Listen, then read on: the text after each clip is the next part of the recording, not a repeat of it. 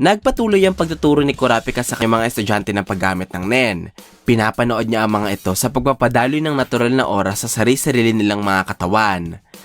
Habang ginagawa ng mga gwardya ang instruksyon ni Kurapika, napansin ng hunter na hindi normal ang bugso ng aura na dumadaloy sa katawan nila si Jewel at Yuhirai. Ang dalawang gwardyang ipinadala ng ikasiyam na prinsipeng si Halkenberg. Ang aura ng dalawa ay kapareho ng tinataglay na meron ng mga taong marunong na sa paggamit ng NEN. Kiniwestiyon ni Kurapika ang kalaman nila Yuhirai at si Jewel at tinanong niya kung sinusubukan ba siya ng dalawa. Kung ating matatandaan, bago magturo, tinanong ni Kurapika ang bawat isa sa mga tagapagsilbing naroroon ukol sa kaalaman ng mga ito sa NEN. Pero, hindi nagtaas ng kamay ang mga gwardya ng ikasiyam na prinsipe. Nagulat si Shedul at itinanggi ang paratang ni Kurapika na marunong na silang gumamit ng NEN. Sinabi naman ni Yuhirai na magpapaliwanag sila kay Kurapika, pero gusto niyang gawin iyon ng pribado. Dahil hindi pwedeng umalis ang hunter sa kanyang pwesto bilang guro ng mga gwardya, sinabi niya kay Yuhirai at Shedul na kakausapin niya ang isa sa mga ito pagkatapos ng kanilang leksyon. Hindi lamang si Kurapika ang nakapansin ng aura ng mga gwardya ni Prince Halkenberg sapagkat nakita rin ito ni Furikov na pagtanto niya na maaaring hindi sinasadya o pwedeng ang nenbis ng ikasiyam na prinsipe ang dahilan kaya nabuksan ang aura nodes ng dalawang gwardya. Ina-analyze din ni Furikov ang kanyang obserbasyon. Sa bilang niya, 4 na NEN users ang hindi umaaming marunong sila gumamit ng NEN. 2 dito sila Yuhirai at Shedul. 3 ang sinaniban ng silent majority ni Silovery. At ang ika-4 ay nananatili pa ring nagtatago. Humanga si Furikov sa kakayahan ng NEN user na ito na ikobli ang kaalaman sa paggamit ng NEN. At sinabi niya na maaaring ito ang mamamaslang na nasa likod ng pagkamatay ni Barrigan. Hindi pa rin nahuhuli ang tunay na may sala sa pagkamatay ng gwardya. Ang tanging aksyon lang na ginawa ng korte ay magpadala ng investigador sa silid ni Reyna Seiko, ang ina ni Prince Cacho na pinagsisilbihan ni Lovery. Ayaw magsalita ni Queen Seiko. Tumanggi din siyang sagutin ang katanungan ng mga investigador, kaya walang nagawa ang mga ito kundi sabihin kay Seiko na sasamahan nila ang Reyna sa loob ng 4 na araw. Habang nasa panahong ito, malaya ang Reynang gawin o hingin ng halos lahat ng kanyang gustuhin. Sa kwarto naman ng ika-6 na prinsipeng si Tyson, tinanong ng prinsipe sila Izunabi at ang isa niya pang gwardya na si Giuliano ukol sa opinyon ng dalawa sa kanyang libro. Nagsinungaling si Giuliano sa pagkasabing nalibang siya sa pagbabasa ng libro, habang inamin naman ni Izunabi na hindi niya pa nababasa ang libro ni Tyson. Hindi nagalit ng prinsipe kay Izunabi sapagkat ayon sa kanya, iba-iba ang kagustuhan ng bawat tao. Sumayaw-sayaw si Tyson at pumasok sa kanyang silid. Nang wala na ang prinsipe, tinanong ni Giuliano si Izunabi kung ano ang mga maliliit na nenbis sa kanilang balikat. Sinagot siya ng hunter nang hindi niya alam kung ano ang mga ito. Pero naniniwala siyang hindi ito magdadala sa kanila ng panganib. Napansin ni Giuliano na walang ganitong nenbis ang sundalong pinadala ni Benjamin, kaya pinagpalagay ng gwardya na maaaring ang mga taong gusto lamang ni Tyson ang pinupuntahan ng mga nenbis na ito. Lumipat ang eksena sa kwarto ng ika-8 prinsipe na si Sali-Sali. Tinatanong ang prinsipe ng kanyang mga bayarang babae ukol sa sinasabi nitong babaguhin niya ang mundo. Masayang-masaya si Sali-Sali sa pagkasabi ng paraan kung paano niya gagawin ito. At habang nagtatawanan sila, patuloy na nagbubuga ng misteryosong usok ang kanyang guardian spirit beast. Hindi ito alam ni Sali-Sali, pero nakikita ito ni Rihan, ang sundalong ipinadala ni Prince Benjamin sa silid. Pinag-aaralan ni Rihan ang nenbis ni Sali-Sali. Sinabi niya na pag nalaman niya ang abilidad ng halimaw o kahit ang mga aksyon nito, matatapos niya ang kanyang misyon sa loob lamang ng 5 segundo. Ang sunod na ipinakita sa kabanatang ito ay ang kwarto ng ika-13 prinsipe na si Mariam. Ang mga guardian niyang sina Biscuit at Hanzo ay napansin ng mabilis na paglaki ng guardian spirit beast ng prinsipe. Naniniwala si Hanzo na ang anyo ng nenbis ay resulta ng pagkamatay ni Momose, ang ika-12 prinsipe na kapatid na buo ni Mariam. Sa tingin ni Biscuit, nakakaapekto sa anyo ng nenbis ni Mariam ang emosyon sa paligid kagaya ng pangamba, takot o pagkabalisa.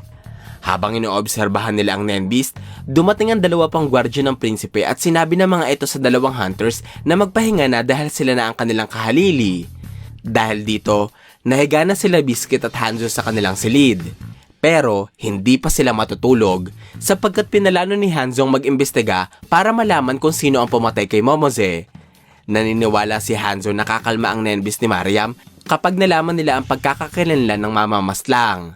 Kaya hahanapin niya ito sa pamamagitan ng kanyang nen ability na may pangalang Hanzo Skill 4, Art of the Doppelganger. Isa itong abilidad na nagpapahintulot sa hunter na lumikha ng doble ng kanyang sarili. Ang doble niyang ito ay may kakayahang makalutang sa ere, tumagos sa pader at makahawak pa rin ng mga bagay-bagay kahit ang orihinal na katawan ni Hanzo ay naiiwan sa iisang lugar. Mananatiling tulog ang pisikal na katawan ni Hanzo kapag hinawakan ito ng kahit na sino o di kaya ay kinausap, automatikong babalik ang doble sa katawan ni Hanzo. Ito ang dahilan kaya hiniling ng hunter kay Biscuit na bantayang maigi ang kanyang katawan na iiwanan. Naglakbay si Hanzo patungo sa kulungan ng barko. Dito, nakapiit ang mga gwardiya ng namatay ni si Momoze. Naniniwala si Hanzo na ang pumatay kay Momoze ay gumagamit din ng dobleng katawan. At katulad ng kanyang nen ability na Art of the Doppelganger, nangangailangan ng matinding focus o atensyon ng mamamaslang para gamitin ang abilidad. Kaya, malaki ang tsansa na ang mga gwardyang may dahilan na natutulog sila noong oras na namatay ang prinsipe ang tunay na salarin. Ang mga gwardyang ito ay sina Tafdi at Nagnum. Unang pinuntahan at ginising ni Hanzo ang natutulog na si Tafdi. Gumawa siya ng kwento na pinapunta siya ng ikaunang prinsipe na si Benjamin dahil gustong makita ng prinsipe si Tafdi. Dagdag pa ng hunter, aakuin ni Nagnum ang pagpaslang kay Momoze sa pamamagitan ng isang suicide note. Pero, para maging kapanipaniwala ang liham, kailangan sabihin ni Tafdi kung ano ang kanyang sikreto, katulad ng kung paano niya pinatay si Momoze at kung ano ang nenability na kanyang ginamit. Sapagkat sa ngayon, alam na ng publiko ang tungkol sa mga Nenbis kaya tinatanggap na ng husgado ang mga ebidensyang nagmula sa Nen. Ilalagay nila ang detalyeng ito sa suicide note kaya mas magandang sabihin ni Tafdi ang buong detalye ng kanyang Nen ability. Naniwala ang gwardiya sa paliwanag ni Hanzo, kaya sinabi niya ang kanyang Nen ability na may pangalang The Touch. Isa itong kapangyarihang nagpapahintulot kay Tafdi na lumikha ng doble ng kanyang sarili at paglakbayin ito ng hanggang 20 metro mula sa sarili niyang katawan. Naintindihan ni Hanzo ang paliwanag ni Tafdi kaya sinabi niya sa gwardya na papaslangin na nila si Nagnum at itatanim ang peking ebidensya. Nagalak si Tafdi pero itinanong niya sa hunter kung paano nila nalaman na siya ang pumatay kay Momoze. Isang katanungan nagpakita ng kanyang pag-amin na siya ang pumaslang sa batang prinsipe. Hindi nakadinig ng pagsagot si Tafdi kaya titingnan niya na sana si Hanzo sa kanyang likuran. Subalit, bigla na lamang siyang sinakal ng hunter sa pamamagitan ng nakapulupot na kumot. Habang unti-unting nawawala ng buhay, ipinagtapat ni Hanzo na 50% lamang ang kanyang kasiguraduhan sa kinalaman ni Tafdi sa krimen. Kaya salamat sa pag-amin ng gwardya dahil nakumpirma niyang siya nga ang salarin. Pinatay ng hunter si Tafdi at naisakatuparan niya ang pangako ng paghihiganti para sa yumaong prinsipe na si Momoze. Matapos ito, bumalik na si Hanzo sa kanyang silid. Pero laking gulat niya na wala ang kanyang pisikal na katawan. Wala na rin si Biscuit. Pumunta siya sa labas ng silid pero wala ang lahat ng tao. Animoy walang kung sino mang nananatili sa silid hanggang sa nakita niya ang Nenbis ni Mariam na bagamat nagtataglin na ng mas maliit na anyo, mas naging nakakatakot ito at mapanganib. Dahil sa mga galamay nito na animoy handang kagatin ng kahit na sino, maging si Hanzo. Nagtataka ang hunter sa inaasal ng Nenbis sapagkat maaaring hindi nito alam kung sino ang kalaban at kakampi ng kanyang prinsipe. Napatingin lang si Hanzo sa Nenbis ni Mariam at hindi niya alam ang gagawin.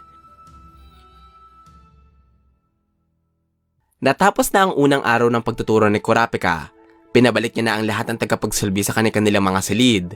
Nagpaiwan si Yuhirai upang kausapin si Kurapika. Pero hindi hinayaan ni Sakata na mag-usap ng pribado ang dalawa, bagkos sinabi niya kay Kurapika na gusto niyang sumama. Nag-alangan si Kurapika sa hiling ni Sakata.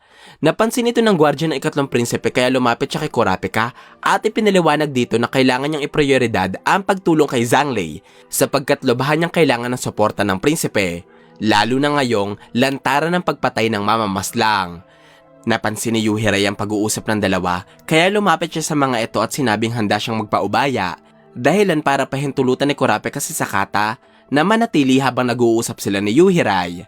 Ayon sa gwardiya ng ikasiyam na prinsipe, gusto ni Halkenberg na ipahinto ang succession contest at naniniwala ang prinsipe na para magawa ito ng mapayapa, kailangan magkaroon sila ng impormasyon ukol sa mga Nenbist. Ipinaliwanag ni Yuhirai kanila Kurapika ang marka ng balahibo ng ibon sa ibabaw ng kanilang mga kamay. Ayon sa gwardiya, lahat sila ay mayroong ganitong marka, pati na rin si Prinsipe Halkenberg. Nakuha nila ito matapos silang mawala ng malay. Ang prinsipe lamang ang nakasaksi sa pagkawala ng kanilang wisyo at lahat ng mga gwardya sa silid ay hindi matanda ang nangyari ito. Nagsuspecha si Kurapika na lahat sila ay nasa ilalim ng isang manipulation ability na maaaring dulot ng nenbis ng prinsipe, sapagkat ang pagbabago at pagkawala ng memorya ay pangkaraniwang nangyayari sa mga taong minanipula gamit ng nen. Bukod dito, sinabi din ni Kurapika na kadalasan ang mga markang nililikha ng nen ay nakaugnay sa pakinabang talaga nito sa tunay na mundo. Halimbawa, ang marka ng ibon na nasa kamay ng mga gwardya ay may hawig sa mga pluma na ginagamit sa pagsusulat, pagtuturo o pakikipag-usap. Kaya tinanong ni Kurapika si Yuhirai kung paano niya maikokonekta ang pluma sa pagkatao ng ikasiyam na prinsipe. Sinagot siya ng gwardya sa pagkasabing nakikita niya ang pluma at si Halkenberg bilang parehong simbolo ng pagkakaisa.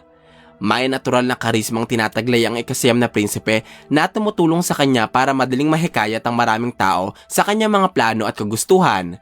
Kaya sa tingin niya, ang markang meron silang lahat ay nagmula sa pagkakaisa ng kanilang layunin at ito ay ang layuning meron ng kanilang pinaglilingkurang prinsipe.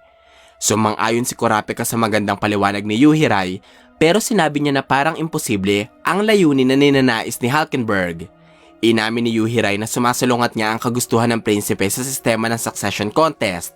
Kung ating maaalala, gusto ng ikasiyam na prinsipeng buwagin ang kanilang monarkiya o ang paghahari ng iisang pamilya sa kanilang kaharian. Magagawa niya ito kung mapapamunuan niya ang bansa. Ang problema, magiging hari lamang si Halkenberg ng Kakin kung papatayin niya ang kanyang mga kapatid sa succession contest. Isang bagay na hindi niya gustong gawin, kaya siya umatras sa kompetisyon sa harapan ng kanyang amang hari. Tinanong ni Kurapika si Yuhirai kung nakikita niya ba ang numero sa kanyang kamay. Sinabi ng gwardyang hindi. Kaya pinaliwanag ng hunter na hindi pa lubos na gising ang nen nila Yuhirai. Medyo nagagamit nila ito pero hindi nila nakokontrol. Binalaan din ni Kurapika ang kampo ng ikasiyam na prinsipe sa panganib ng nen ability ni Halkenberg, sapagkat ang pagkakaroon ng prinsipe ng parehong marka sa kanyang kamay ay nagpapakita na kasama ang prinsipe sa pagbabayarin ng kanyang nenbis sa oras na hindi nasunod ang kondisyon ng abilidad.